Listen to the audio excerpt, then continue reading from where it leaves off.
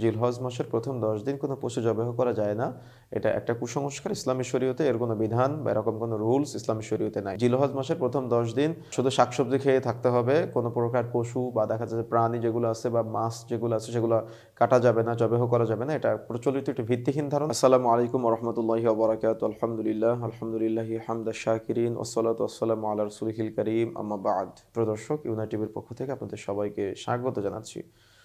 প্রিয় দর্শক, জিলহজ মাস আসলে জিলহজ মাসের ১ থেকে ১০ তারিখ পর্যন্ত আল্লাহ সুবহানাহু ওয়া তাআলার নিকট অত্যন্ত প্রিয় ১০টি দিন আমরা সবাই জানি। তো এই ১০টি দিনে সমাজে অনেক প্রচলিত কুসংস্কার আছে। যেমন আমাদের মা বোনদের মধ্যে একটা কুসংস্কার আছে, সেটা হলো যে এই ১০ দিন কোনো পশু জবাহ করা যাবে না এবং এই ১০ দিন কোনো পশুর গোশত খাওয়া যাবে না।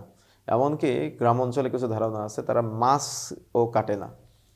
এটা নিতান্ত একটা কুসংস্কার এবং এটা ভিত্তিহীন ধারণা। মনে রাখতে হবে যে আমাদের সমাজের প্রায় 40% মানুষের মনে এখনো এই ধারণা আছে যে জিলহজ মাসের প্রথম ১০ দিন কোনো পশু জবাহ করা যায় না। এটা একটা কুসংস্কার ইসলামী শরীয়তে এর কোনো বিধান বা এরকম কোনো রুলস ইসলামী শরীয়তে নাই। সুতরাং জিলহজ মাসের ১ থেকে ১০ তারিখ পর্যন্ত অর্থাৎ কুরবানির আগ মুহূর্ত পর্যন্ত আপনি অন্যান্য যে কোনো পশু, মুরগি, হাঁস, ছাগল, ভেড়া, দুম্বা যেটাই প্রয়োজনীয় সেটা আপনি কুরবানি করতে পারবেন বা কাটতে পারবেন।